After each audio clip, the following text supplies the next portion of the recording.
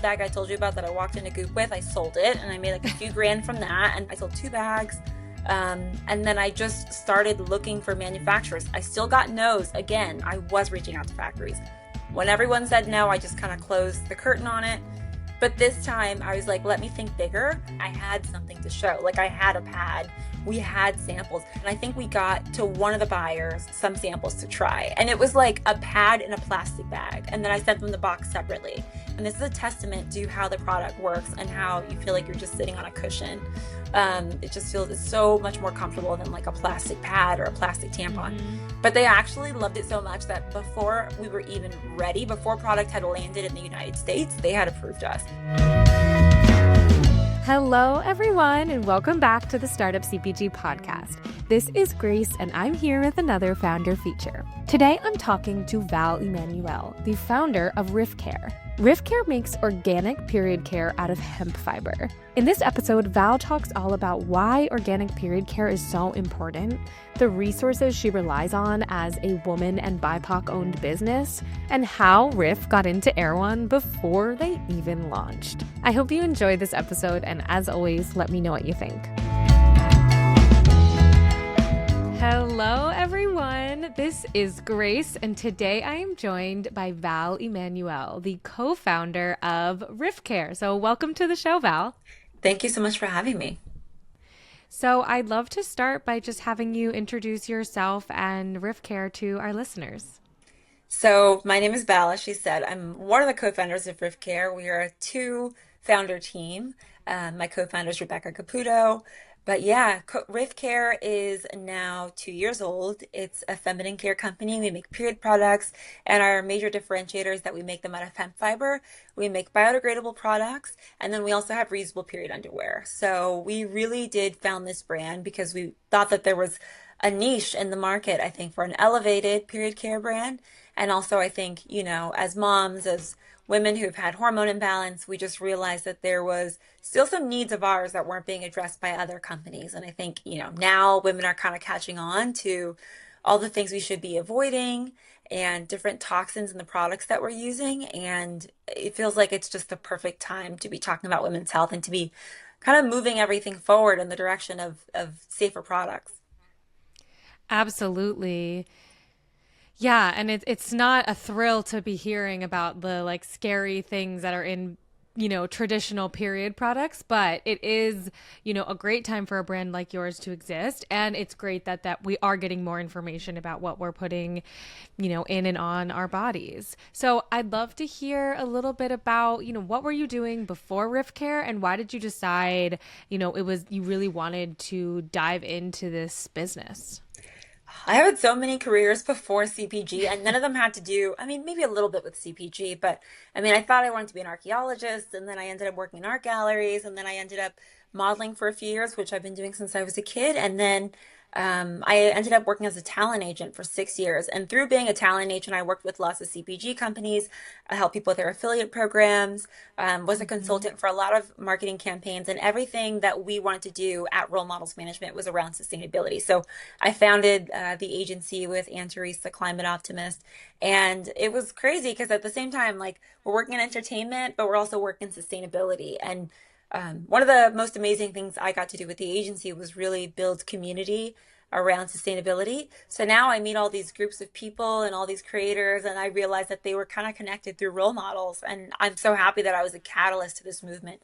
So I ran that for 6 years. I think we did all the work we could do. And then, of course, the panini kind of shut everything down and made me be like, you know what? I don't want to work in an industry where people have to physically be there and I have to physically, as much as my job was, service based, there was still a physical product, which was the people, and also having a physical product of people, whether you're a boss and you rely on people to run your business or, a talent agent, it is very difficult. So it's not like I have to deal with people any less, but I was dealing with 100 people and waking up at 2 a.m. and booking hotel rooms and blah, blah, blah. But getting to work with some of the early stage CPG companies was amazing. Working with Seed when they first launched and, other really big companies. And then I got to work with Nike and Timberland and all these really big companies that had these huge budgets. So getting to see behind the lens. And I always tell young founders, and they're like, I want to quit my job and start my business. And I'm like, if I was you, the first thing I would do is if you want to quit your job, go get another job at a business that's in the industry you want to work in. Like I went and got a job at Goop before starting Riff, and I knew I wanted to start Riff, but I was like, I just want Riff to be Goopish, so let me go to Goop. Yeah. That's great advice and really like not something I necessarily would think of because I'm like, oh, just go after it, but to get your feet wet if you're going to be changing industries in this way. So, what did you when you were at Goop and you had this idea that you wanted to start Riff Care, how I guess long or how long did you kind of sit on the idea before you felt ready to go out on your own? So the idea came to me actually, I think in 2019. I was having a lot of problems with hormone imbalance. And at the time, I was living in Portugal. My ex was like doing all this textile manufacturing, and he's like a lover of hemp, and I became a lover of hemp. And I was like, oh my God, I want to make reusable pads out of hemp. But I don't have that many followers, but I had enough followers to at least put up polls and start to gauge what people wanted. So I started to talk about it. I was like, would you wear reusable pads? And like 90% of people were like, no. And I was like, would you wear pads? And then it was like 60% of people like, yes. And like, would you wear tampons made out of hemp? So I just started polling my friends and I'd be like texting them, asking them these questions. So then once I was like, Mhm. okay, I want to make disposable products, I started to go to factories. I got a lot of no's because the product didn't exist. And I know sometimes as founders, we experience this where you're like, I need my packaging to be a certain way, or I need X, Y, and Z ingredients in the product. And they go, that's not possible for whatever reason. So I kind of just sat on the idea. And then when it came about again, I was like, look, maybe it's not this because it's not possible, but I know I want to do something in CPG. I think I want to make a physical product. I'm super into wellness. People follow me Mhm. for wellness. Like, I think, I could be a face to a brand, whatever. And I also had the idea that I wanted it to be a celebrity and talent led brand, which was just because I was working in talent. So I was actually at the Brentwood Country Market and I'm like walking around. It was so funny at the time. I was like, had my little Hermes bag and I go into the store and I was like, are you guys hiring? And they're like, you want to work here? And I was like, yes. And then I did an interview and like got hired on the spot and it was for like personal shopper and working in store and also doing events. So like I didn't want to work corporate because I had the full time talent agency thing, but I was like boots on the ground and all my Mhm. friends thought it was so stupid. They were like, you're running this like $1 million talent agency and you're like working in a retail store. And I was like, no, you don't get it. And I got to meet all the founders of all the brands. I remember when the This Candle Smells Like Vagina came out and like the founder was in the store and we were watching the numbers go up and like do and I got to talk to her about branding and ingredients and like I was so boots on the ground. I got to talk to Gwyneth Paltrow about events and all this other stuff. So I was like, dude, I just want to be here. And I kind of just wanted to be out the house. Like, yeah, I'm a mom, so some mothers can understand. But I think that was, a catalyst in me seeing also the branding of Riff. Like, I'll quickly just hold up our box. And a lot of Mhm. times people are like, is that tea or like beauty or what is it? I'm like, it's period products. And like, why can't you have something that feels luxury at the time of the month where you feel like a bum? So Mm. that was like how I wanted the brand to look and feel. So I had to be around that. Yeah, that makes so much sense. And what a great like point of exposure to just meet all those brands and see what they're doing. And your packaging is so just for the people who are listening, it's so sleek and this beautiful box. It's like mint green. And I know you have a variety of colors of them. But it is like you can really like see it fitting in on those like the chic shelves at Goop. So that makes a lot of sense that you spent time there as well. So as you were starting to ideate this, what were some of your first steps when you decided, like, okay, maybe I do actually want to take the plunge into creating these, more sustainable period products? Yeah, a lot of people don't know this about Riff, but we actually originally launched in June of 2021. So I say we launched in June of 2022, but we had a completely different launch. And some founders might also have this Mm. experience, or I don't know, maybe this is something that you'll have to do. But when we first started, I had this CBD sex oil, and it was something that I personally love. Like after childbirth, I had just a lot of issues down there. Like my vagina was all out of whack. So then I was like, let Hmm. me make this CBD sex oil. Everyone loved it. And I started selling it on eBay under no brand or anything. And I would sell like 10 a week, which is like I was like, okay, this people are obviously looking for this and they obviously want it. So Riff originally launched just with the play oil. And I was like, through the play Mm. oil, I'm going to make enough money to fund the company. And I think in like 4 months, I made like 8 grand, which is like not terrible. I didn't have any marketing experience. I have like 10,000 followers on Instagram. And then Wow. I ended up meeting an investor and we were talking, and I was like, I have this little thing I want to do. Or maybe I was doing it for like 3 months or something. And I told him about the idea. He was like, what do you need to get that started? And I was like, money. And he was like, I'll write you a check. And I was like, this is not real. And I got the check. I was super scared because anybody who knows, once you receive investment from someone, you actually have to do the thing you say you're going to do. Like Right. people think investment is like the most exciting thing. It's actually super scary because now you have money in your hand and you have to 10x it. You have to try to 10x it at least if you're Hmm. thinking the right way. I know a lot of people who just throw it in the drain, but not me. Women are supposedly more capital efficient. I do believe that. Hmm. So yeah, that happened, and I immediately was able to at least get the branding together. So I got the branding, and I hired someone to do packaging. I was like, I'm going to do all this, and then I did a Kickstarter. So that Hermes bag I told you about that I walked into Goop with, I sold it, and I made like a few grand from that, and then I put that behind like what I wanted to do for samples in the first order. So now I'm like, okay, I've got like $20,000, right? Because I got 10 grand, sold my bag, I sold 2 bags. And then I just started looking for manufacturers. I still got no's. Again, the first time when I said I was polling my friends and everything, I was reaching out to factories. When everyone said no, I just kind of closed the curtain on it. But this time I was like, let me think bigger. If you don't know this, there's no feminine care manufacturing in the United States for private label. I think it's all owned by like Kimberly Clark and maybe one by like Procter and Gamble, and they don't make organic products at these factories. So Wow. I was like, okay, I'm going to have to go overseas because the United States is not invested in manufacturing. Fine. And went to the factories. They were like, this is something that we want to do if you have a partner and if you have like a non-wovens partner. And I'm like, what is a non-woven? It's the top sheet on a pad.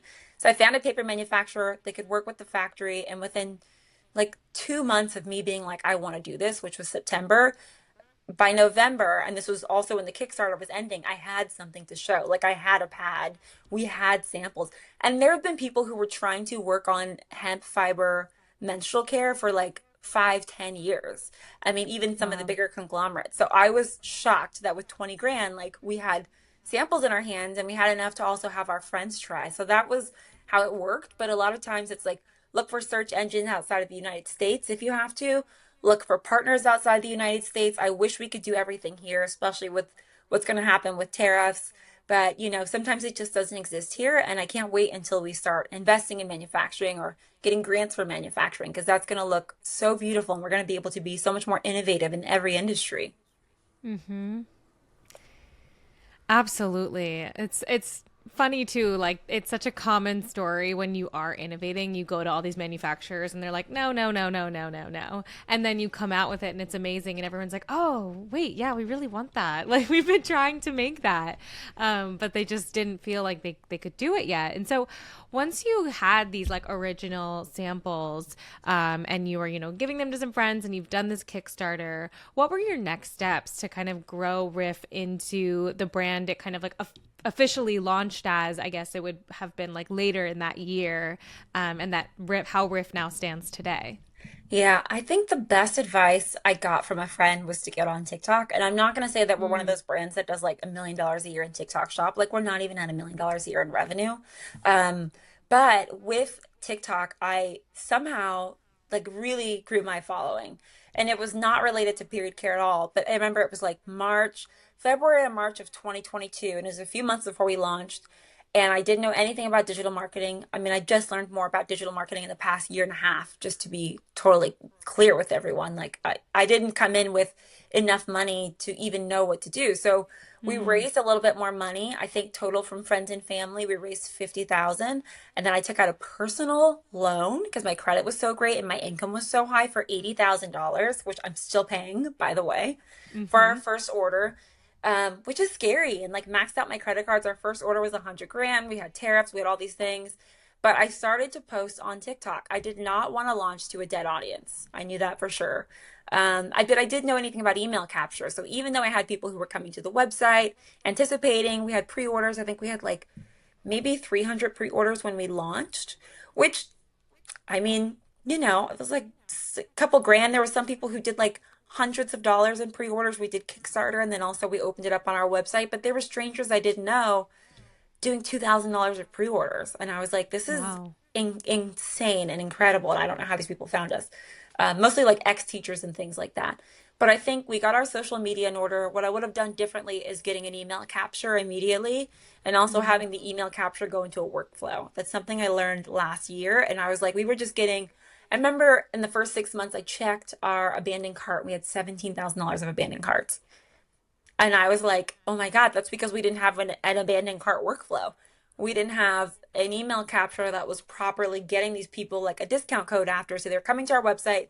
We didn't run ads. We've barely run ads since we started. And their emails, which are the most valuable first party data you can have, were just dead. So as soon as we moved over to our new website, took those emails, put them into a workflow, and started working with someone to help us to monetize all this data that we had on customers from like the Squarespace website and then switching over to Shopify.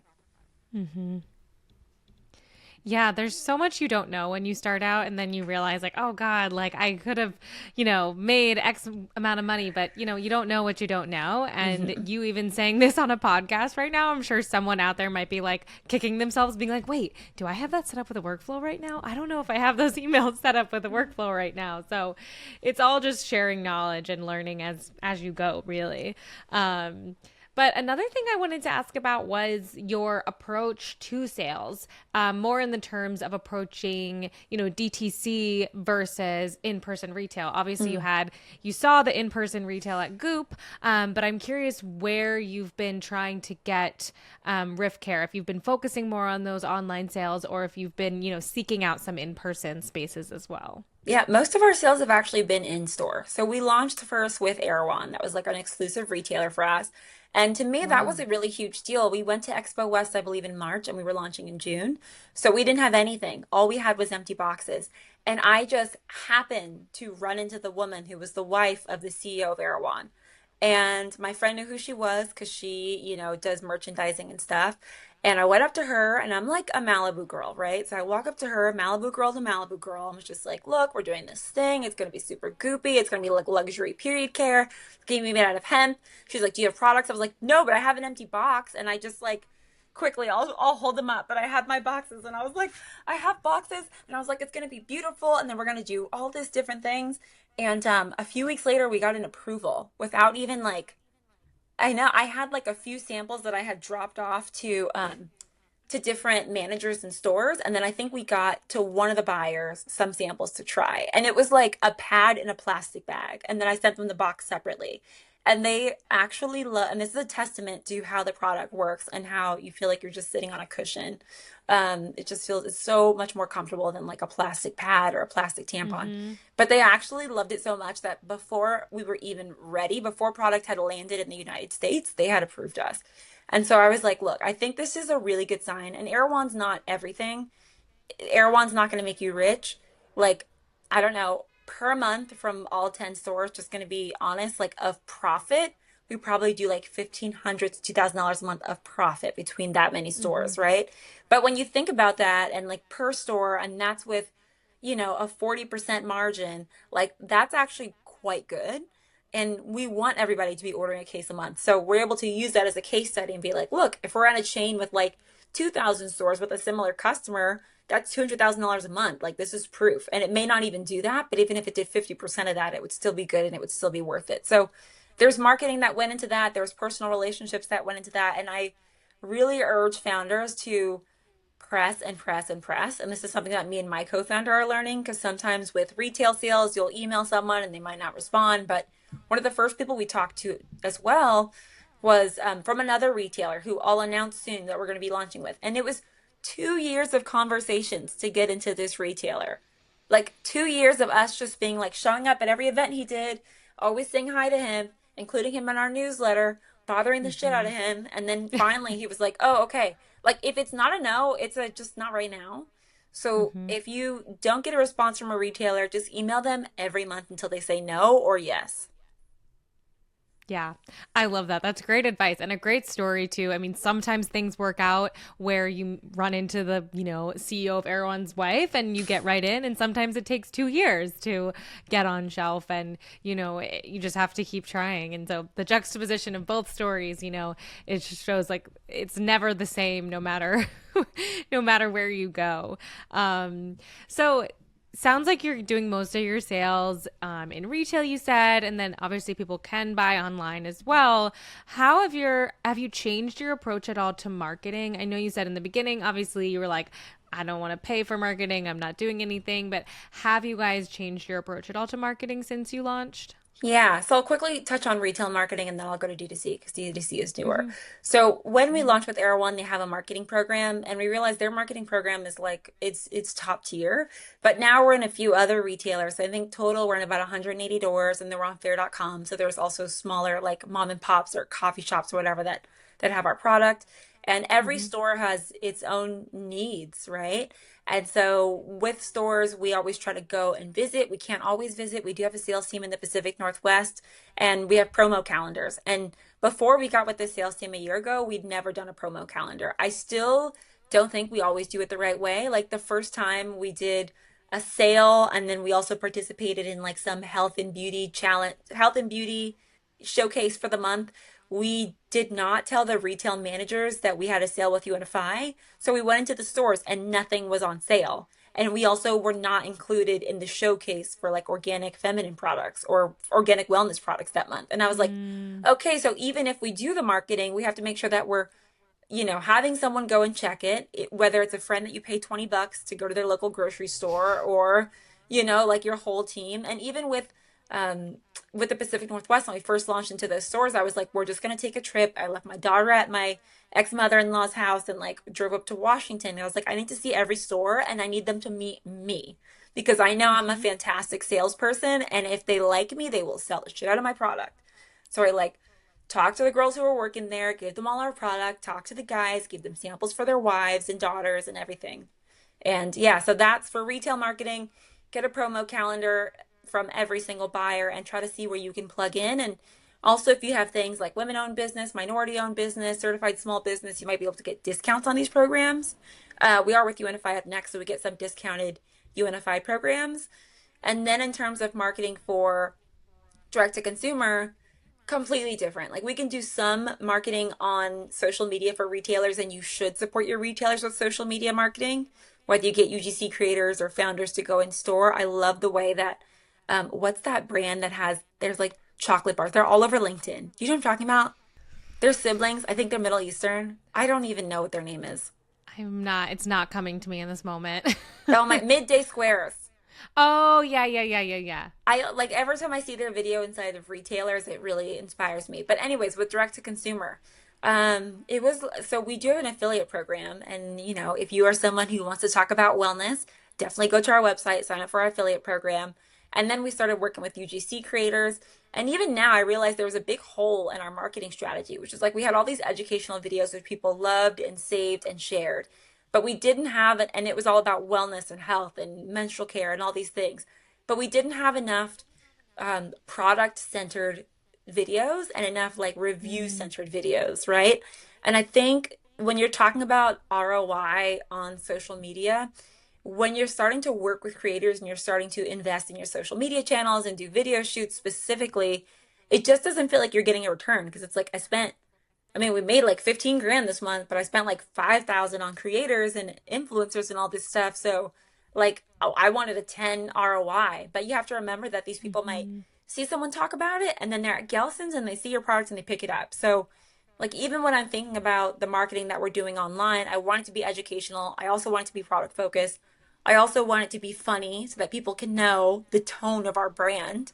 Mm-hmm. But then some of those things actually have to be good enough for us to run ads on. So that's something that we're now figuring out and we're testing currently. I mean, it's Black Friday week right now. It's holiday time right now, and we're just testing out what ad creatives do better, what gets the most clicks. We tested out with Pinterest before, but at 2.5 years in, we've probably spent $12,000 on advertising since we started. And of course, we've invested in like photo shoots and creators, but I'd say with Mm-hmm. D2C also, YouTubers, which we haven't even started to tap into like we should. Like we did one YouTuber and I think we paid her $700 for like a 20-second insert. That video made us like 5 grand. And I was like, YouTube is where it's at. You know what I mean? Like, I mean, now we Yeah. have TikTok Shop, we do Amazon Live and TikTok Live, but you just have to really put the numbers down on paper and seeing where the ROI is, and just know that if you don't see the ROI immediately, you can slightly tweak it. You can delete videos and re-edit them. You can be like, maybe this style doesn't work with this creator, maybe it might work with another creator, but it's like all feeding into the system. So as long as it's working somehow, like it will eventually pick up steam. And then be consistent on social media, because I think when I see my friends and they're only posting like once or twice a week, it's like, how do you see what works if you're not flooding the system? Like you have to Mm-hmm. literally flood the system. I might post 5 videos today and then be on live. I also have ADD, and then be on live and then be on Amazon and then post 8 stories. Post no more than 4 stories because the feed doesn't like that. But like you have to really, it's like when kids throw paint at the wall and then you just like see what sticks and what color you like more. It's like that with advertising, I feel. And of course there's agencies who are like, oh, pay us this because we already know it works.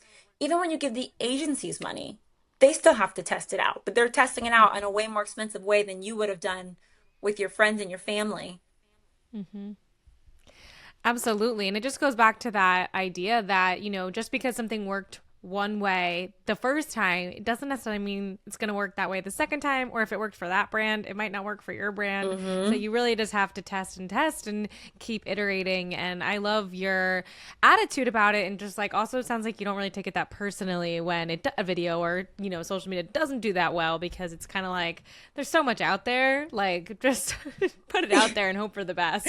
I know. I mean, currently on social media, like on my TikTok, I've lost hundreds of followers in the past month. And I was just like, Mm-hmm. it's because I don't know. I was like, I just want to focus on talking about women's health. And like, I loved doing trends and all these different things. And I'm like, I'm sorry if you found me that way. Like, I'm just not into that right now. Maybe it's just this point Mm-hmm. in my life. And I'm not trying to make some like luxury content. This is just very everyday content. Like, I'm a regular mom. I'm more like you than you think. And yes, I have some crazy cool things that I get to do because I'm a CPG founder and I've got amazing friends who some of them have $100 million a year companies now. So there's going to be some of that, but like I really want to talk to other founders. I want to talk to people who are interested in wellness, and Mm-hmm. like it might not be that popular, but then you'll find your right people, like those niche people. Like you can't try to please everyone with social media. It's also what I learned. Mm-hmm. Absolutely. Yeah. And you simply won't please everyone. It's just not possible. And everybody has different needs and wants. And it's never going to happen. So, another thing I wanted to talk about is in your journey of this founding of Riff, last 2.5 years or so, you're a female founder, you're a founder of color. What resources have you pulled from or gone to in the CPG space that have supported Riff and you think, might be helpful for fellow founders to know about? So many. I mean, when I started to have conversations with investors, I realized, oh, it is as hard as everyone's saying that it is. Like, as a Black founder and a Latina founder, I was like, I'm smart, I'm capable, I'm beautiful, I'm not gonna have any problems. And you get into these conversations with people, and I mean, they'll go through due diligence with you and be like, I don't know, I don't have a vagina, so I just can't see myself investing in this company, even though you have everything that they would have wanted. Or, like, we literally had someone tell us that. Or That's people crazy. being like, so did your husband work on this with you? Or like, how did you do this? Or, oh, you don't have a husband? Oh, okay. I'm like, I can't talk. Or like people saying that they had an investor tell me that they couldn't talk to me because their wife didn't want them to. Had another investor try to sleep with me. Like, it's been a horrible experience. So I was like, I need to just Oh stay around my the women. God. Yeah, it's not, I'm just spilling tea. And it is what it is. And but Mm-hmm. I've also found like a lot of really supportive people. We just got with Jumpstart Foundry, which is an accelerator, so I suggest accelerators. We did Techstars before.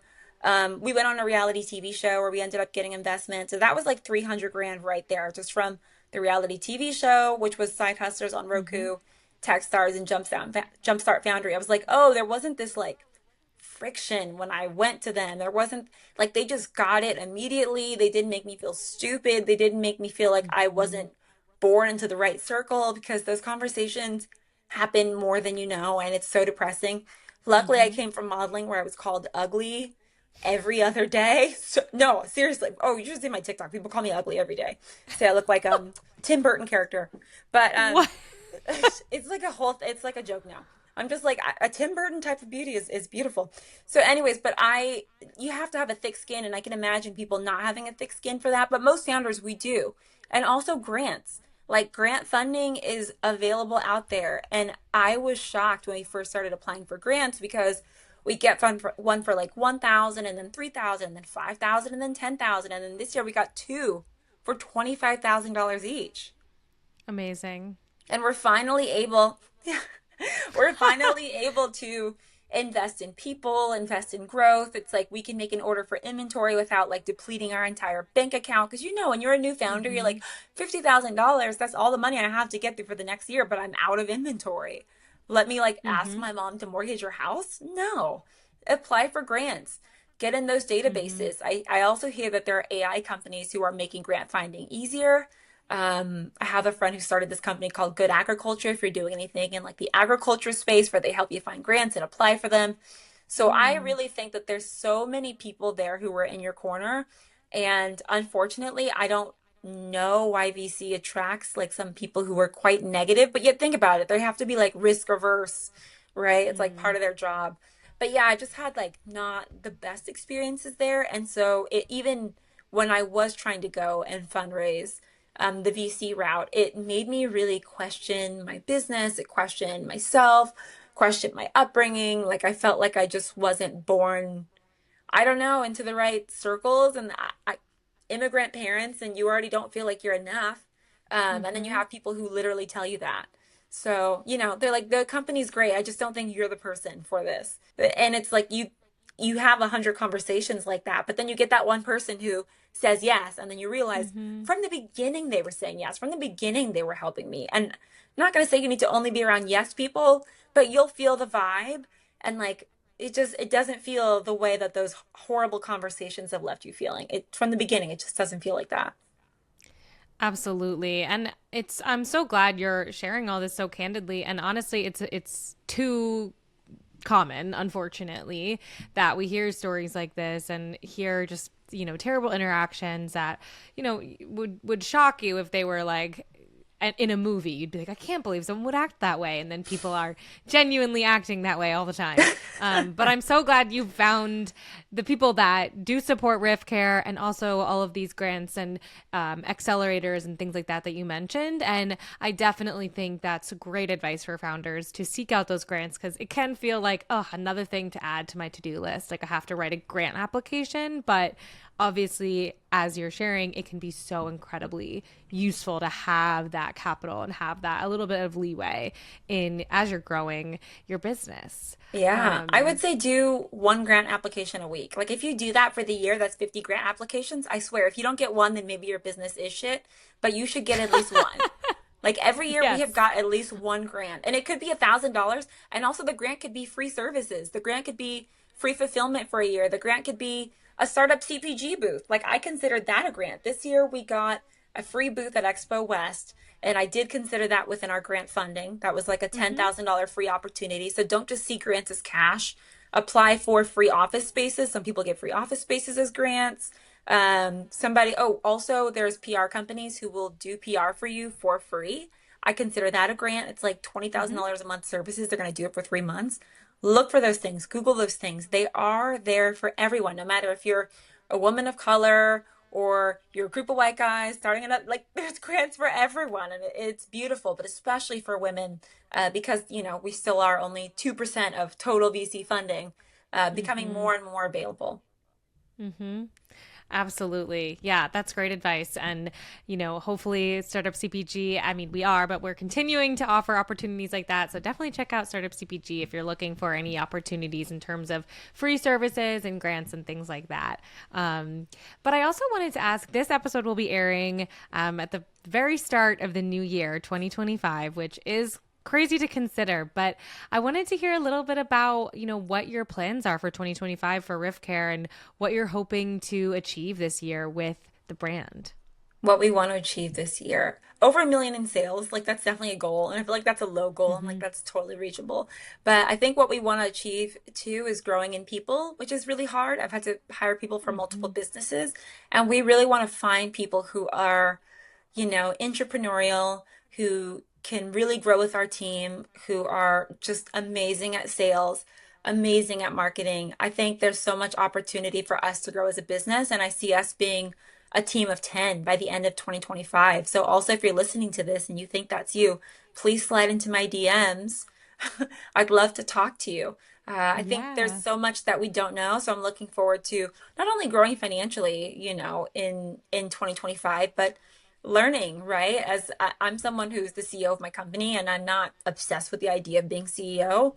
I'm like, it doesn't matter if it's like me or someone else or whatever, but I do want to learn how to run a multi-million dollar business. So I'm looking forward to that. There's so many different fellowships also for women and organizations that help founders with that. So I'm also applying for those. That's amazing. Yeah, and I can't wait to see what Riff Care does next year and where else you guys launch into. I know there's some other retail excitement happening. But where can people, if they do want to follow along or DM you about working for Riff, where can they find you? You can find us at RAF Care on TikTok and also on Instagram. On Facebook, we're at Riff Cares and also at Pinterest at Riff Cares.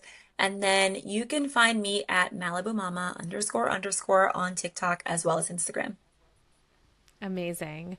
Well, this was so much fun to chat with you, Val, and learn all about Riff. And you honestly provided so much great insight for founders who are trying to do this themselves and trying to figure it all out because it's hard out there. So thank you so much for coming on.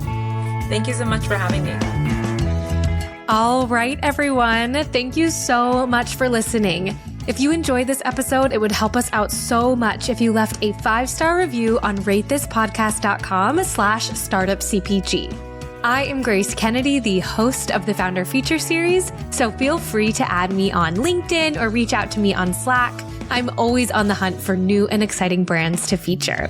And if you're a potential sponsor who would like to appear on the podcast, please email partnerships@startupcpg.com. And finally, as a reminder for anyone listening, if you haven't already, we would love for you to join our community on Slack. You can sign up via our website, startupcpg.com.